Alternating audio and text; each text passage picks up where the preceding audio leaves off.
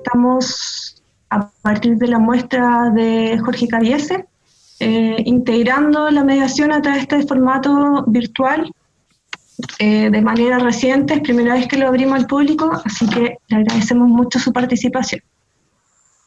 Les contamos que a partir de la contingencia sanitaria tuvimos que ampliar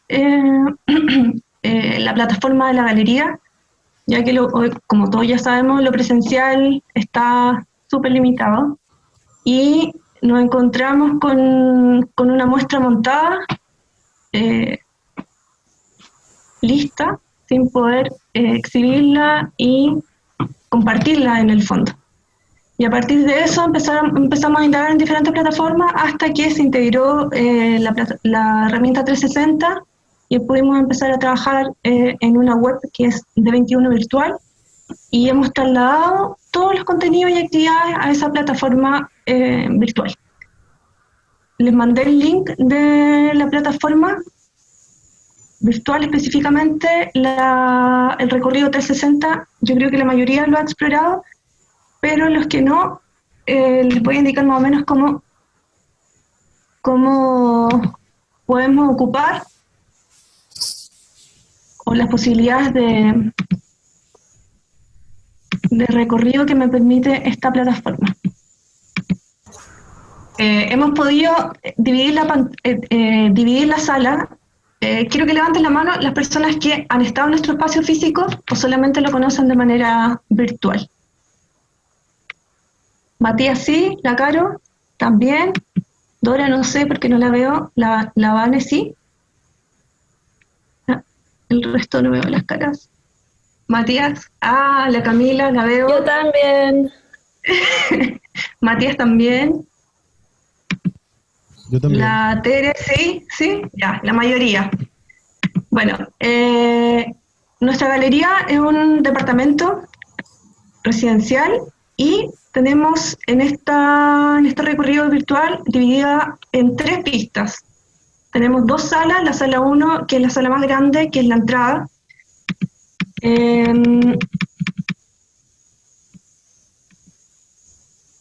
Espérate, me está cargando súper lento.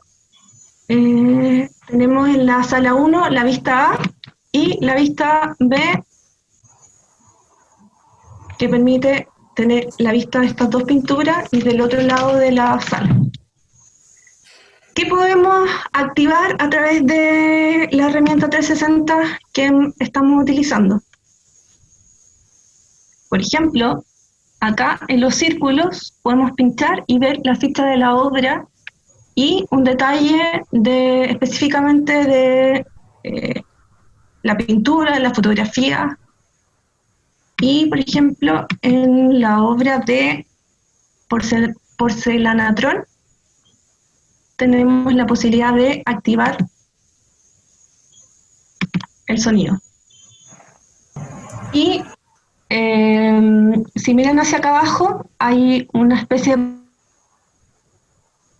pantalla en el suelo, y también esta proyección de video la pueden encontrar, está un link para pincharlo en YouTube, y que también pueden acceder al contenido de ese video. Y los iconos que muestran una especie de flecha hacia arriba son las posibilidades que uno tiene de cambiarse espacio, para la sala 2 y para la vista B de la sala 1. Eso en general las posibilidades que nos permite la herramienta y el recorrido que podemos acceder a través de esta plataforma.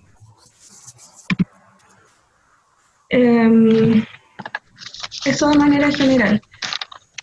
El enfoque de la actividad es siempre participativa, por lo tanto constantemente vamos a estar conversando, su participación es súper importante. Entonces la persona, por ejemplo, que no tenga demasiado ruido de fondo puede tener activado su micrófono, la persona que considera que tiene ruido en su espacio lo desactiva y lo activa cuando quiere participar.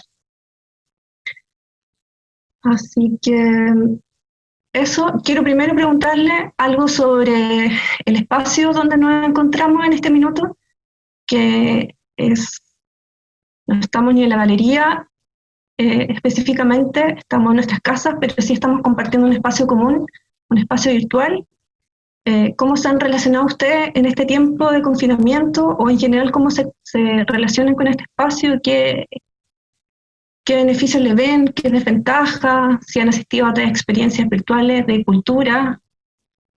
No sé si alguien quiere compartir una experiencia. ¿Lucero? Ya, es súper raro este momento, ¿no? A mí me tocó también ahora estar trabajando con un espacio que tampoco se puede visitar acá y estoy desde Basel conectada, desde Basilea. Aquí son las 11:15 de la noche.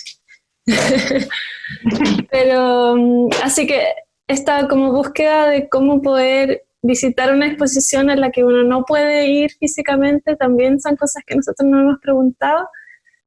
Igual es complicado a veces con la tecnología. Por ejemplo, ahora a mí no sé por qué no me carga el 3D, lo pude ver ahora que tú compartiste la pantalla, Gaby. Así que quizás sería bacán que luego poder compartir la pantalla porque yo lamentablemente no me carga, no sé por qué, no me carga la plataforma. Como que veo los puntitos pero no la sala.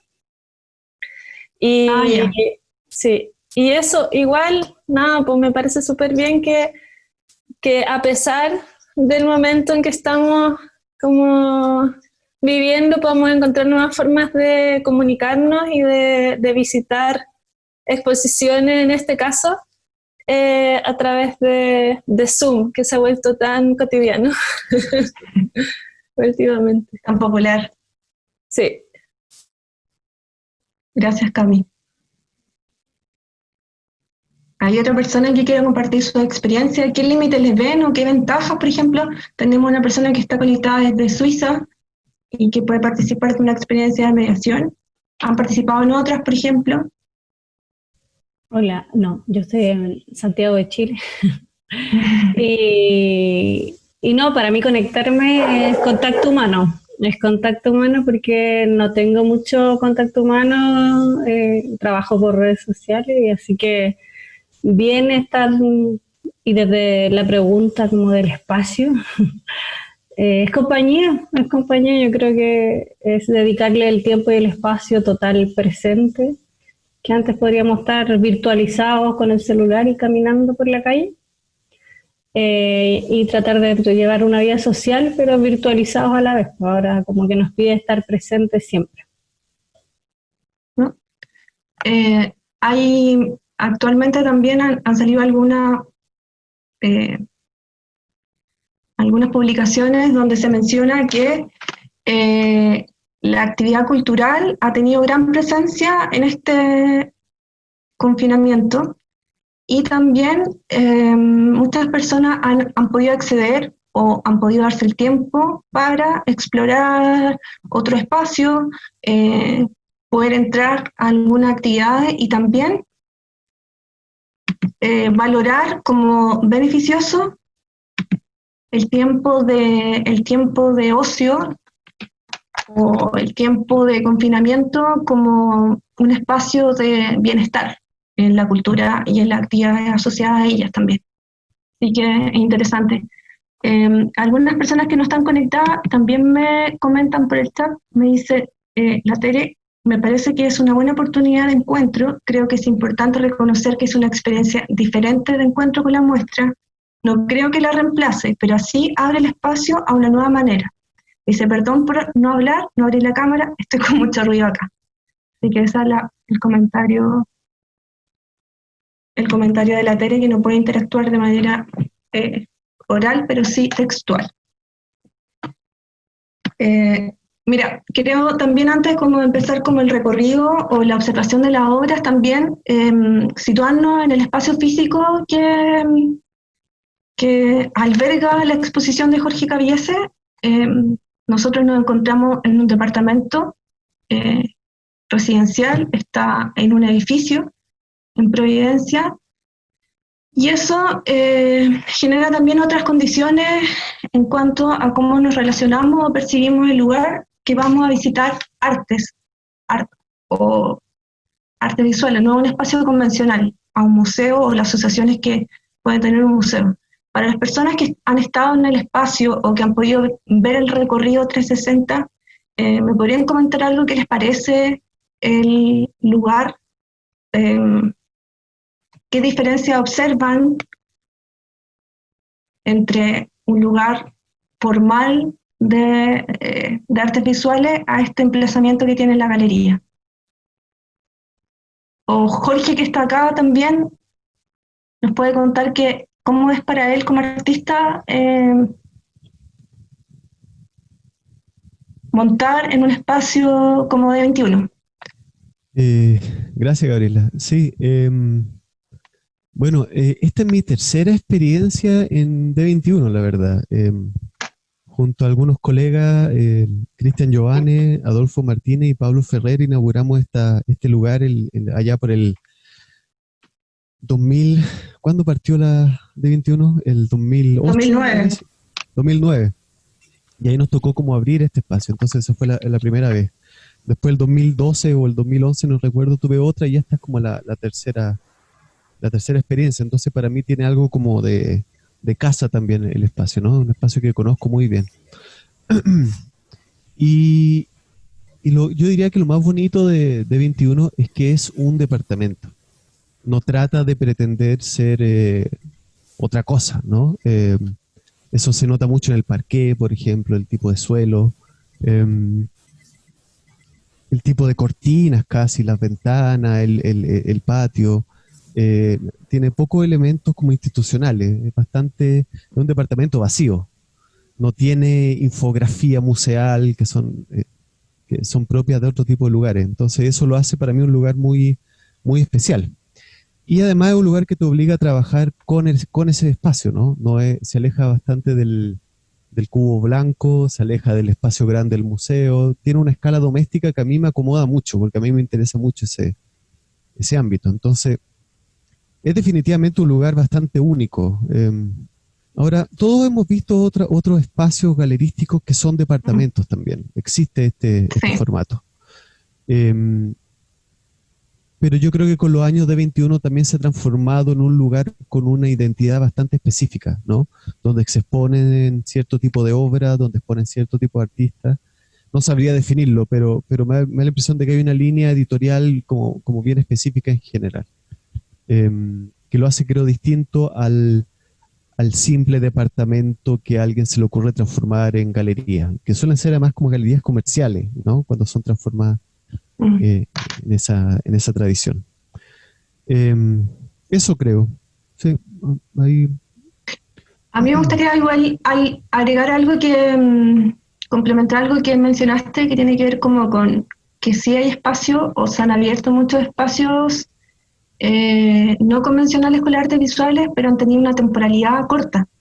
Entonces, en la memoria sí quedan algunos, otros uno se olvida, pero la permanencia en los años de 21 lo ha hecho consistente o insistente, no sé cómo denominarlo. Entonces no son 11 años ya en que D21, claro, ha venido exhibiendo obras de artistas consagrados y también emergentes, y como Jorge Cabiese, yo creo que ha estado en unos hitos importantes como la inauguración y como en este formato nuevo sí. de galería. Sí, todas las cosas nuevas, sí. Marcando hitos. Yo no sé si alguien más quiere como comentar algo sobre las características del espacio, si conoce otro lugar o conoció otro lugar similar, cómo lo ven, a diferencia, por ejemplo, de las personas que van a ver arte en un museo, o cómo ven esa distancia y semejanza. Yo creo que también no está de más la locación, la ubicación de la galería, esa esquina. No deja de participar, también uno llega por ahí caminando quizá, y luego entras y te encuentras, no dejas de ver el lugar exterior también, sigue participando por el ruido que se integra a la galería cuando tú estás desde dentro. Eso. Está inserta, inmersa en la ciudad.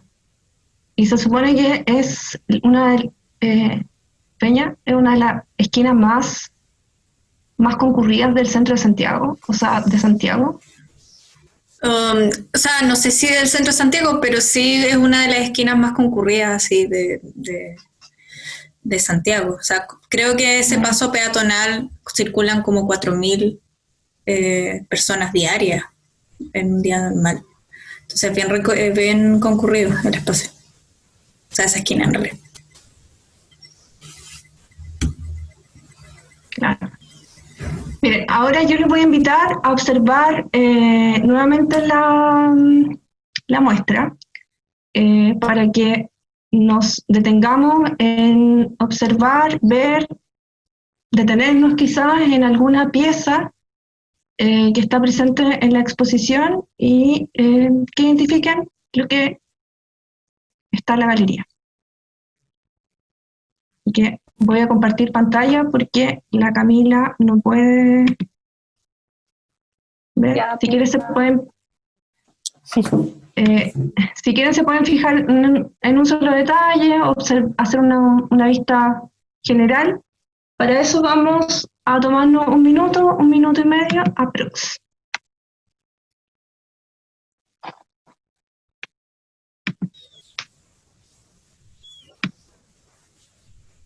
En relación a que alguien había comentado el tema de los detalles de la obra, hay unos puntitos, bueno, donde aparte aparece la ficha, si uno va arriba, por ejemplo acá, si vas al puntito de arriba, el de arriba, Y del detalle de la obra. se ve el detalle de la obra. Y de hecho, si uno quiere apreciarla más en detalle, puede hacer doble clic y va a aparecer la imagen grande.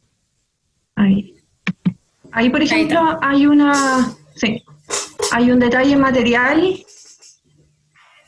de la obra. Bueno, y también estamos probando el sistema en realidad, porque es primera vez que hacemos esto y bueno, también ver cuánto resiste la plataforma a mucha gente al mismo tiempo también.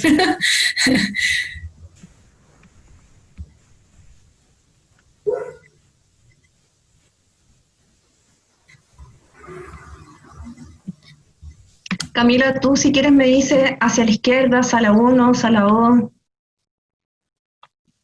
No, está perfecto así como lo está haciendo, Gaby. Gracias.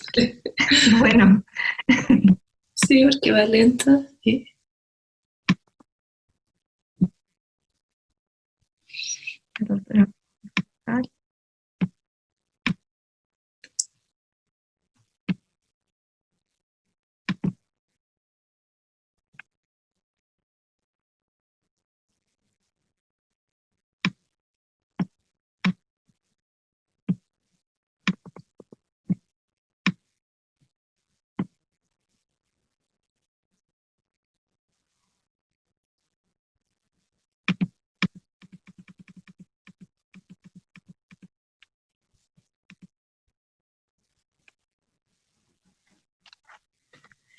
ya, me gustaría saber qué observaron, qué vieron, qué identificaron, si algo le llamó la atención, qué obra, comentar algún aspecto sobre el montaje. Matías, por ejemplo.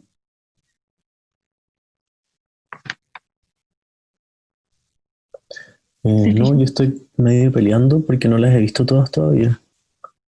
Sí, pero te puedes detener en algo que te haya llamado la atención sin aún haber recorrido toda la muestra. O Sofía, Matías, otro Matías. Nosotros tenemos una pregunta aquí. ¿Ya? Queremos saber más sobre esta obra que suena. Se llama, eso lo pude abrir. Porcelanatron. Cuarto. Ya, ¿La de la sala 1? un audio. Sí. No puedo abrir la página, pero puedo ver el link. Tecnología. Sí, nos gustaría saber un poco más de esa obra, como de qué se trata, cómo es el sistema, cómo suena, porque como no la podemos ver. Mira, esa es una obra que funciona, bueno, le voy a dar obviamente el pase a Jorge, pero una obra que virtualmente se activa el sonido, no presencialmente, entonces ahí Jorge nos puede contar más sobre Porcelanatron. Sí, ahora sí, ¿me escuchan bien? Sí, sí. Hola Camila, ¿cómo estáis? Porcelanatron es una serie de trabajos, son viejos en realidad, pero esa por supuesto es una pieza nueva y es básicamente sacarle sonido a piezas de cerámica en general. Entonces, las piezas que están ahí son de cerámica gres, em, que corresponden a versiones deformadas de los modelos de la exposición. Los modelos son, son piezas de la cerámica de Lota que pertenece a Pedro Monte, que es el dueño del espacio.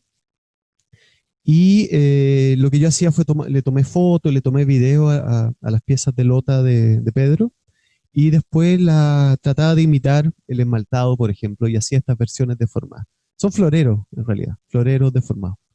Em, y después van montadas 7 por cada porcelanatrón, un poco haciendo un guiño a las notas musicales, y van en un orden, en una escala.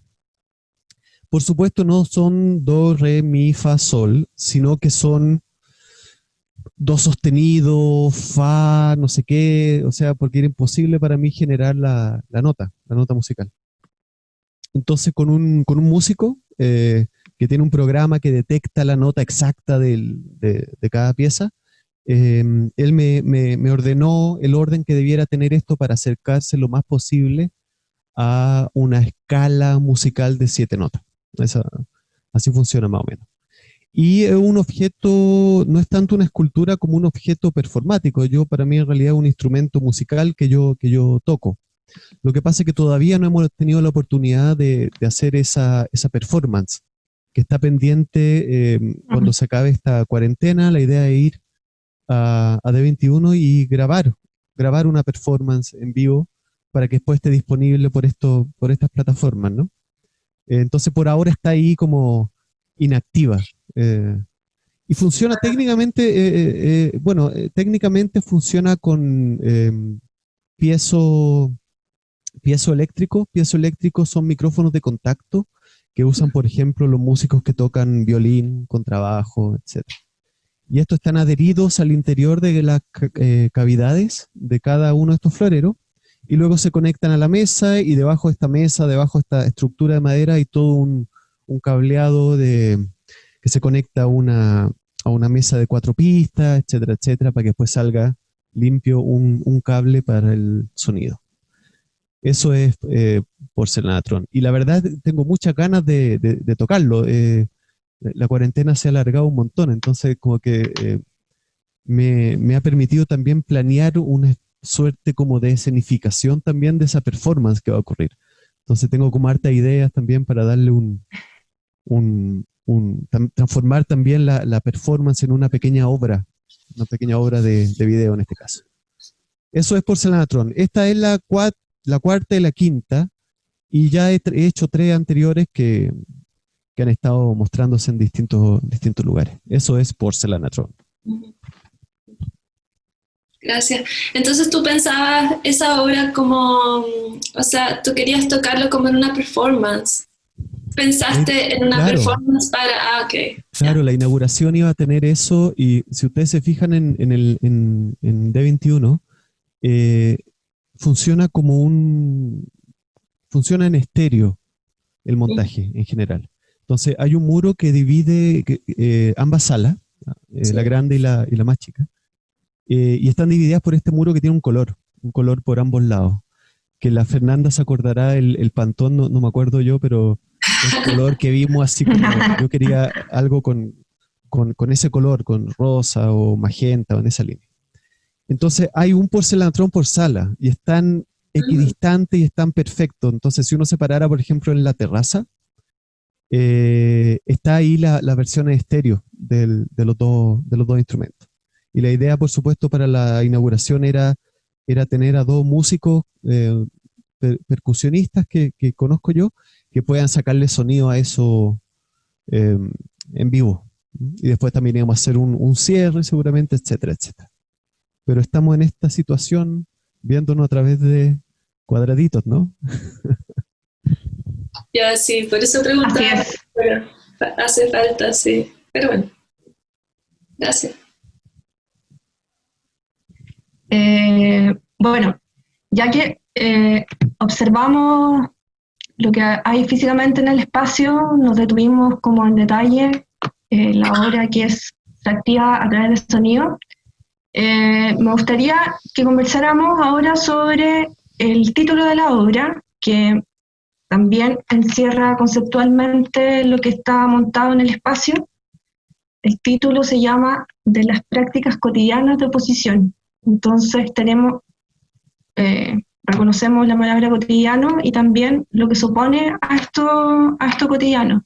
Entonces me gustaría que hicieran una conexión entre el título de la obra y lo que han podido observar en el espacio y cómo se conjuga en el fondo ambas aristas, desde lo textual, desde lo conceptual, hacia lo material en el espacio. No sé si se entiende mi pregunta. ¿Se entiende? Más o menos.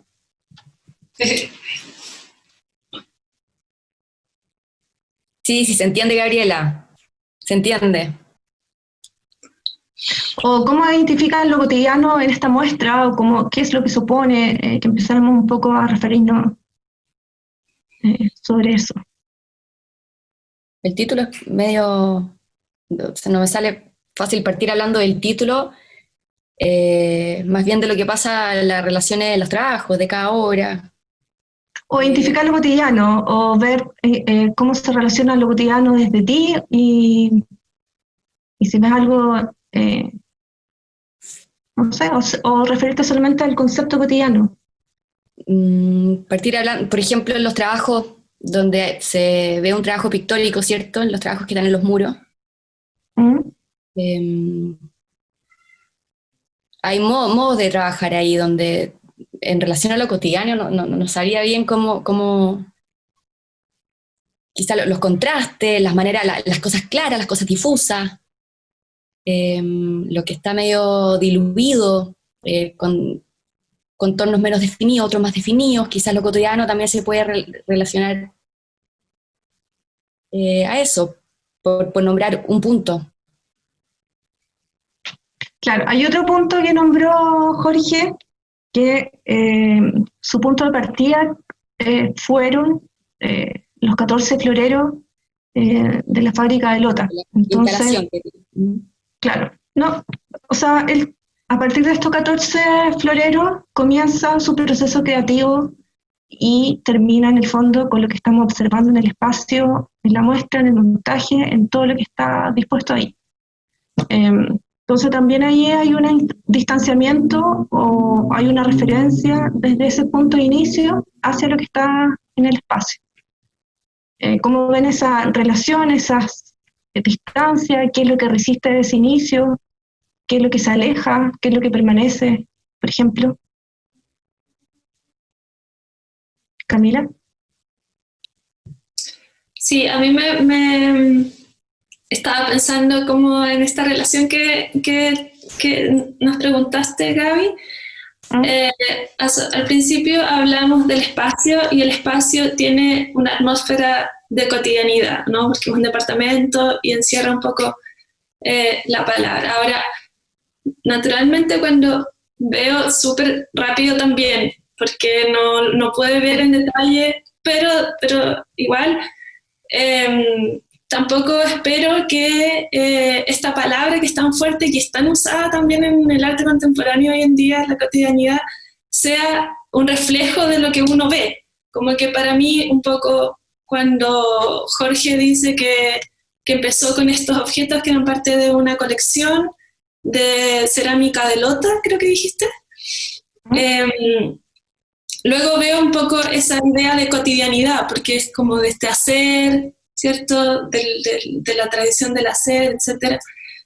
Y decir que un objeto es de cerámica y que viene de un lugar en específico, habla directamente de cotidianidad, porque en el fondo, no sé, yo si veo esas obras quizás no hago la relación directa con que son están basados en piezas que vienen de un lugar, etc. También hay un discurso de por medio que es súper importante como traspasar para que uno pueda hacer esas relaciones. También es interesante. Pero veo, porque, a ver, el nombre es De las prácticas cotidianas de oposición. Necesito volver porque no me queda como adentro.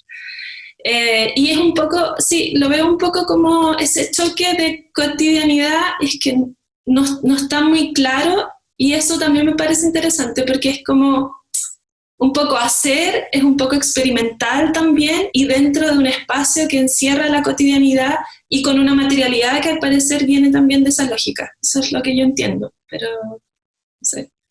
Sí, me parece, claro. Esta confrontación también entre lo material, entre lo que vemos, observamos, y estos dos conceptos en el fondo que están presentes y que chocan a la misma vez al mencionarlo. O nos pasa que desde la conceptualización del título nos pone en otro lugar, pero es importante como ver qué pasa ahí. Matías, que se conectó recién, o sea, que activó su video, ¿qué nos puede comentar? Bueno, saludo desde, o sea, no había podido saludar de esta manera. Es que me parece que desde luego son dos planos que son muy interesantes, el conceptual vinculado al uso de la palabra, ¿no es cierto?, a lo que está graficado a través del texto, en el sitio mismo del espacio de 21. Y otro es lo que podemos observar a través de esta visión en 360 grados, parcializada, por supuesto, inevitablemente. Entonces, bueno, me parece que es un poquito complejo relacionar planteos si más encima no tenemos esa experiencia de... Me parece muy bien el rescatar la experiencia de cotidianidad respecto al espacio, como lo hizo Camila, creo. Creo que ahí hay una vinculación real que conocemos, que advertimos, pero en el trabajo, Jorge, ahí me parece, hasta donde se puede ver, vinculaciones de dos órdenes más generales, objetuales y pictóricas como objetos también, incluso porque hay una serie de obras que están colgadas de los muros de este espacio que solemos ver como un espacio habitacional, por mucho que conozcamos el espacio y sepamos que no está destinado a lo habitacional. Entonces esos cuadros cuelgan de un muro que son de un espacio de una índole conocida. Dentro de esas obras pictóricas hay un cuidado y una atención formal que tiene que ver con el uso de la pintura y el desarrollo de unas imágenes que consideran el color y el tono como factores fundamentales de expresión. Ese cruce con lo cotidiano, ahí me parece que no está tan claro todavía, pero me parece que es un poquito forzado querer vincularlo con eso desde la titulación. Entonces creo que la obra se deja ver antes que vincular con esa conceptualización que puede ser un poco parcializadora. Desde luego lo va a hacer siempre. Nunca va a aproximar completamente a la intención formal, expresiva del artista, pero por supuesto es una buena manera de, ¿no es cierto?, es como un pie forzado que se coloca para invitarnos, pero también sería más fácil decir que se invita a ver estas obras que se disponen desde lo objetual y desde lo bidimensional sobre este espacio y lo recorren y uno está invitado a recorrerlo también. Entonces, me parece claro, es que la experiencia primera, quiero decir, Gaby. Claro. Por eso aparece un poco después como el nombre del título, y también es interesante pensar que hay obras que no tienen título, o hay obras que encierran series de títulos.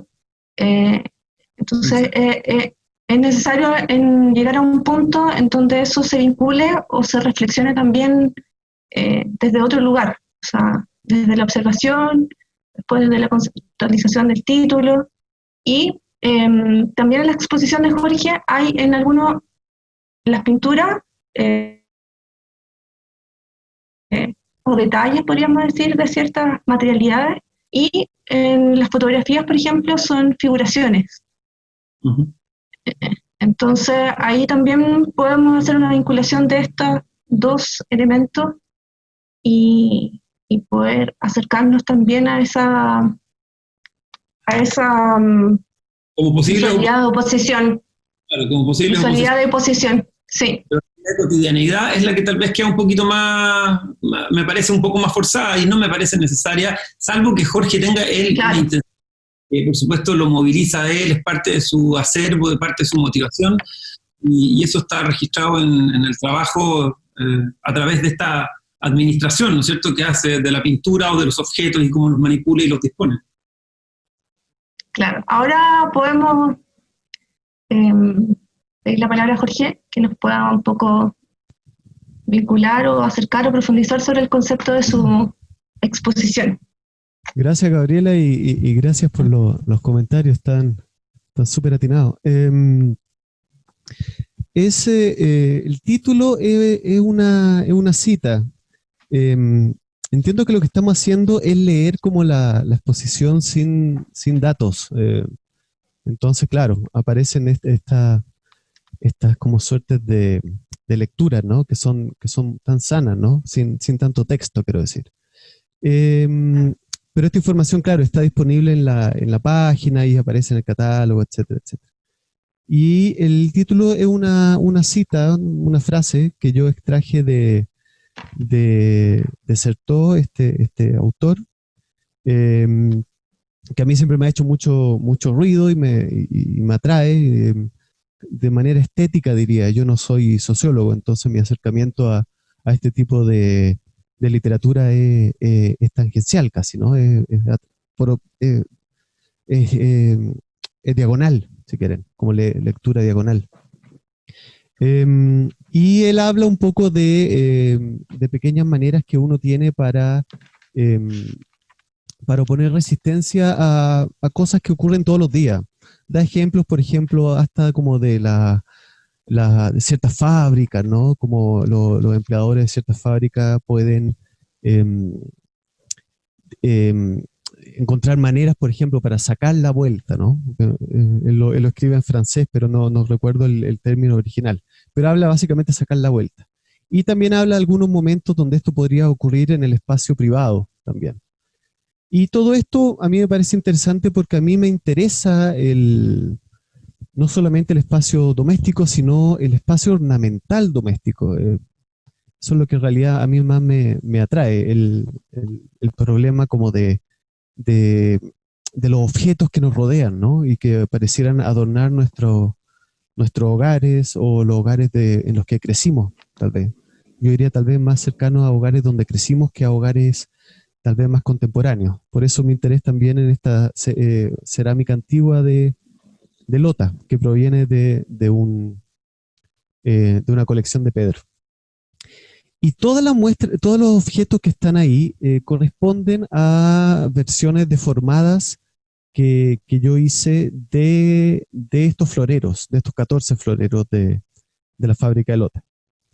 Y para deformarla, no sé, Gabriela, ¿explico eso, no? Las deformaciones, ¿cómo se hacen? ¿O tú lo quieres dejar sí, estamos, si quieres, para el final, porque bueno, ya estamos como... sí, yo quiero ahora yo quiero como ya nos acercamos un poco al concepto y ahí nos problemamos quizá un poco de buscar una relación entre lo cotidiano y la exposición, los objetos que están dispuestos en el espacio.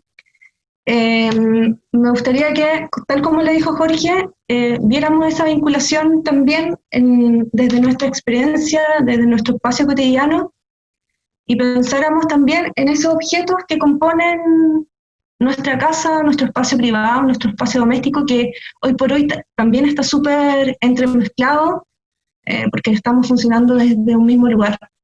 Entonces, me gustaría que 2 o 3 personas comentaran qué hace que ese espacio de ustedes sea suyo, cómo lo han compuesto, cómo se reconocen en él, por ejemplo, o qué hace que se reconozcan en él.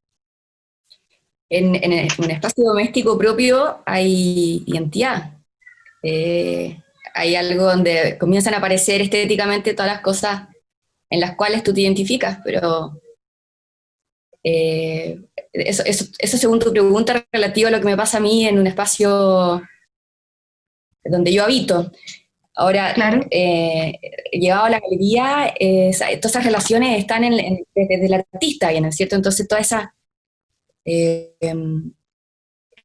cosa que él nos hace ver desde él siempre, en este espacio particular que está ubicado en cierto lugar que llevo en unas calles principales de la ciudad, etc. Luego entro y empiezo a hacer relaciones solamente de lo que veo en un espacio que es un departamento desocupado, usado para instalar este tipo de trabajo que algo nos muestran. Entonces, me nace que no puedo hablar de otra cosa, necesariamente hablo de ahí de lo que veo, y las pinturas colgadas, por ejemplo, que me llaman la atención, de lo que me gustaría hablar o referirnos, es de las relaciones que hay ahí, entre ellas, en pintura, que es lo que me interesa. Y luego empezar a enterarme de Jorge, desde su proceso creativo, por ejemplo. Eso me interesa. Hablar de eso. Pero llegar ahí desde lo habitual, desde tu pregunta, digamos, yo lo llevo a otra pregunta. Claro. Lo profundizamos ahora el cierre, porque también en el fondo es para conjugar algunas conexiones con esa experiencia de Jorge.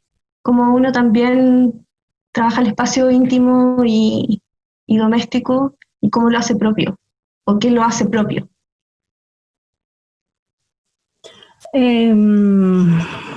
No sé, es como es como innato, es como un proceso, es como el proceso de pintar, es como el proceso de crear, como que te va saliendo y vas produciendo, entonces la ubicación, ya sea en el espacio, como ubicas las cosas, ya es como decía Carol, la identidad.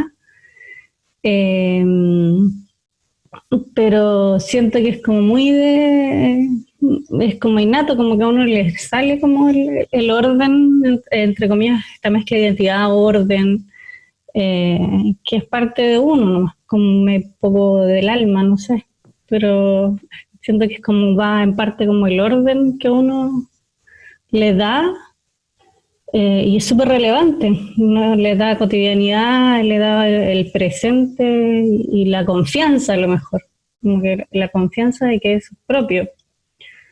Me pierdo igual un poco. El otro día, cuando hicimos otro encuentro cerrado, por ejemplo, la Alejandra, una persona que mencionó, por ejemplo, que ella en su espacio se dio cuenta que tenía muchos objetos relacionados con el plástico. Y que mencionó también la exposición de los objetos dentro del espacio. Entonces me parece interesante también esos dos elementos, esas materialidades, que ya dijo que el plástico, por ejemplo, no le hacía sentido en este minuto de su vida y lo estaba cambiando por objetos de vidrio. Entonces algo también se estaba moviendo dentro de ella, dentro de su casa, y se estaba desplazando una materialidad, quizás por una nueva necesidad. También nos mencionó que, por ejemplo, para ella eran movibles las cosas de la casa. Entonces hay ciertos factores que suceden y que uno los puede replicar quizás desde el espacio interior hacia la muestra. En eso me gustaría que Jorge quizás no aportara, cómo ese espacio íntimo se dispone, se conserva, se transforma. Gabriela, ¿tú dices en relación al montaje, por ejemplo, de las piezas? ¿En el lugar Claro, también a cómo esto, como partiste tú, desde ese inicio de piezas que seleccionaste de cerámica, o las que tomaste como referencia, y cómo estas se variaron en el tiempo, materialmente, visualmente. Ya, perfecto. ¿Podría explicar entonces un poco lo que comentaba Caro, creo, ¿no? Como por ejemplo, las pinturas, ¿no? Cómo están hechas, ¿no? ¿Podríamos meternos en ese tema? ¿O me estoy adelantando, Gabriela? No, dale, ahora cerramos con... Perfecto. A ver, lo que yo hago, eh, estas piezas originales no son mías, evidentemente, son de una colección privada. Y yo quería trabajar con ella, entonces yo las documenté. Y hace algunos años ya yo estoy como haciendo como unas deformaciones utilizando unas lupas como tamaño carta que hay, que son plásticas, que usan en general los viejitos para leer el diario. Son como unas cosas plásticas que funcionan con una línea muy chica y que es una lupa, un plástico transparente. Y como es plástico, yo lo puedo mover. Entonces, yo pongo eso frente a la cámara. Entonces, cuando le quiero tomar una foto a un objeto, pongo esto frente a la cámara y voy deformando la imagen. Que es un poco lo que pasa en los videos, en el video, Gabriela, donde está eso hecho en vivo, en realidad. Ustedes pueden ver ahí cómo se deforma el florero. Y ahí yo hice video, hice fotos, y después esas fotos yo las llevé a pintura.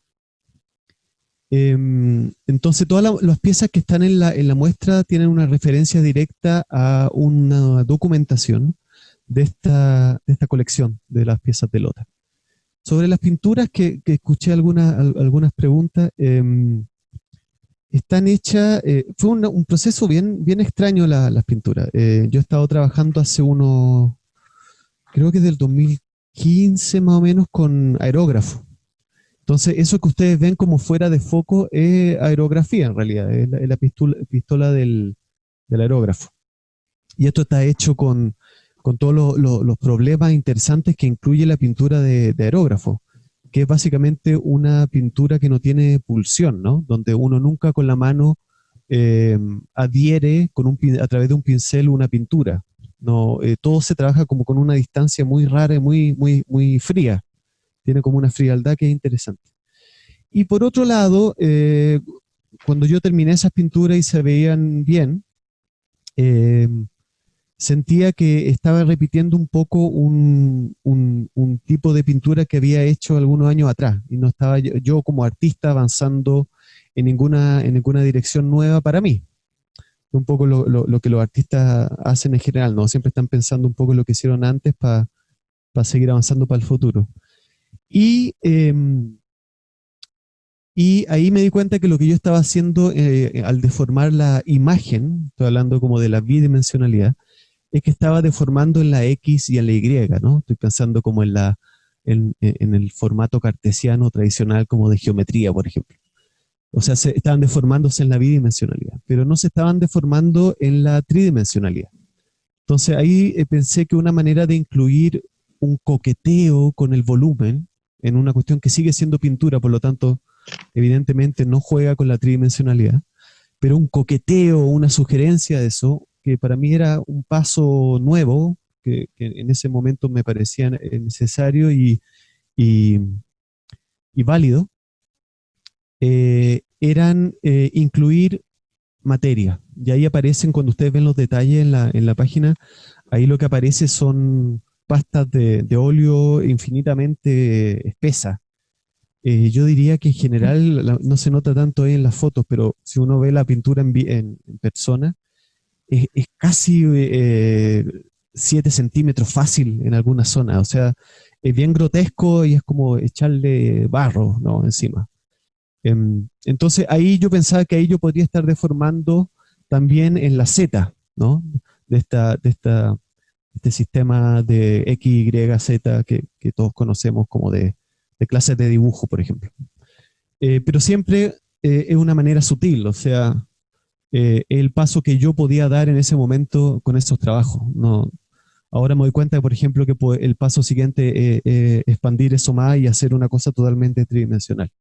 Pero a mí me interesa la pintura, entonces también me interesaba mantenerme en eso. Por eso estas manchas de pasta están en algunas zonas nomás, no está en toda la pintura. Entonces la pintura juega en general la aerografía en el XY, y el Z, por así decirlo, aparece en algunas zonas como que se estuviera deformando hacia al espacio o abriéndose al espacio. Y lo otro que tiene, que es muy raro, que me lo comentó durante el montaje, por ejemplo, la Fernanda o Patricio, que estuvo en el montaje, es que son muy difíciles de ver. también las pinturas, y eso yo no me había dado cuenta. Entonces uno está mirando una cosa que está fuera de foco y de repente encima de eso hay una cuestión que está totalmente a foco, que es la pasta, ¿no? de esta pintura que chorrea y está aplicada con poco cariño también, pero de manera muy precisa. Entonces para el ojo me di cuenta que era muy difícil identificar dónde tenía que poner atención al mirar estas pinturas. Carecen de punctum, si quieren, así como citando una cuestión más académica. Y son muy barrocas también, ¿no? No tienen como un centro, pura elipse y se mueven constantemente. Y todo esto, y lo mismo con los floreros deformados de Grès en cerámica, es mi idea de que estos objetos que pertenecen al ámbito de lo decorativo y de lo doméstico, alguien lo mencionó creo por ahí y me pareció atinado, como que parecieran existir y instalarse en un espacio desde el cual nunca se mueven. Y creo que en general, aunque uno no sea literalmente de esa manera, en general cuando uno piensa en lo decorativo en el espacio de uno, en el living, por ejemplo, de la casa de uno está pensando en cosas de permanencia. Tal vez duran un año, pero siempre uno instala cosas como quien instalara algo que va a estar ahí con un sentido de permanencia, ¿cierto? Entonces, y eso a mí me parece raro. Es un poco tal vez el eje que me parece más importante de los trabajos que estoy haciendo ahora. Esa inamovilidad de ciertas piezas o de ciertos objetos decorativos. Eso es lo que me parece a mí que es como un reflejo de ideas de gusto, ¿no? Que ha sido como impuesta, sobre todo en Europa, etcétera, etcétera. ¿Qué pasa? Este es un problema que pasa en toda Latinoamérica también. Eso, creo que resumí, hablé súper rápido de varias cosas, pero no sé, si hay preguntas me pueden decir, pero creo que hasta yo me confundí un poco. Pero bueno, eso. Sí, a mí me gustaría comentarte algo que nos pasó también con respecto a lo que mencionas sobre la pintura fuera de foco. Cuando estábamos haciendo la página, caímos en que no sabíamos si yo le comentaba a la Fernanda si la foto estaba mala o que producía ese efecto nebuloso. Así lo empezamos a identificar. Entonces, Claro. También visualmente estábamos dentro de una confusión visual entre pensar de que era una foto mal sacada, que era un efecto, como que en verdad nunca me imaginé que podía haber humo dentro de la galería, pero era muy extraño la visualidad de esa obra. Sí. Tomar la foto era increíblemente difícil, era increíblemente extraño tomarle la foto, además. Porque uno hacía un zoom con la cámara para buscar ese como detalle donde uno puede hacer como el foco. Era muy raro, sí. Yo encuentro que marean un poco y yo creo que se mueven. Y era un poco lo que yo estaba buscando. Yo diría que se mueven más de lo que yo pensaba. Cuando digo se mueven, no estoy diciendo que se mueven, literalmente, pero me refiero a que algo le hace a la visión cuando uno está parado frente a esto. Y también tienen como una escala, o sea, también cuando uno las ve, hay una escala que te permite también sumergirte un poco en ellas. Si uno está parado frente, no son piezas pequeñas, son piezas que cubren casi los muros completos, ¿no? De la altura, por lo menos. Pero todo eso, la verdad, yo me di cuenta después. Uno cuando produce en el mundo de taller está pensando en el taller todo el rato y encontrando soluciones, pero no, la verdad no había tenido tiempo de darme cuenta de varias cosas que pasaban después, como esto que me estás comentando ahora, Gabriela. Y eso es una de las cosas, yo creo, también por las que uno hace arte, ¿no? Esa instancia donde uno se sorprende de cosas y cosas que uno mismo no se había dado cuenta. Y esas son las cosas que después uno toma y lleva a los siguientes proyectos, supongo. Estoy hablando ahora como de arte en general, así que me estoy alejando. Claro, yo quería compartir lo último respecto a los objetos que están dentro de nuestro espacio y que forman parte, en el fondo, de nuestra identidad, de nuestra funcionalidad. Hace tiempo vino una amiga a mi casa. Entonces, reparó en algo que que me dijo, mira, yo vivía en Inglaterra y tenía este mismo piso que tú, allá. Entonces estaba sorprendida con eso. Y yo le dije como, obvio, sí, como que China, homie, está todo conectado. Entonces, desde ahí también va una reflexión, desde remirar, reobservar nuestro objeto, lo que decía también Jorge sobre la imposición del gusto, y repensar también los límites del espacio privado, cómo está determinado eso, cuáles son los límites de esa determinación en el fondo. Por eso quería cerrar, agradecerle a todos, y si alguien tiene una pregunta para Jorge o comentario de cierre.